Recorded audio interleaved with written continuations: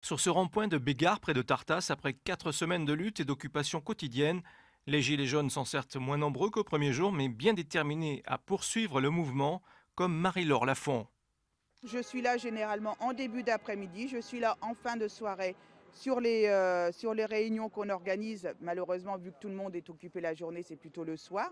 Il nous arrive de finir à minuit. C'est pas facile le rôle, mais on sait pourquoi on le fait. De toute façon, il y en a marre de rester devant la télé sur son canapé. Aujourd'hui, c'est l'action. Originaire de la Marne, installée dans les Landes depuis quelques années, après une carrière comme aide-soignante en EHPAD, la voici en train d'haranguer les troupes en Gilets jaunes. On a eu le droit à l'augmentation de la prime d'activité sur le SMIC. Oui. On a eu le droit à la défiscalisation des heures supplémentaires. Tout ça, ce sont des miettes Oui. que vous lance le gouvernement.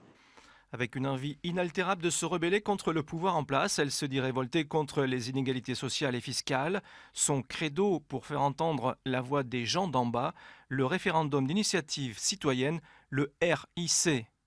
Moi, j'explique aux gens, je me répète, mais qu'à travers le RIC, on pourra changer beaucoup de lois. On pourra déjà supprimer tous les avantages, les gros salaires des députés. Parce que quand j'entends un député me dire mais on n'est pas payé assez cher parce qu'on est influençable par le lobby et qu'on risque de frauder, moi j'ai envie de dire monsieur, renseignez-vous, regardez sur le dictionnaire, qu'est-ce que c'est qu'une conscience professionnelle ? Ici à Tartas, Marie-Laure Lafont et ses troupes en jaune ne sont pas prêts à baisser la garde face au gouvernement et au président de la République.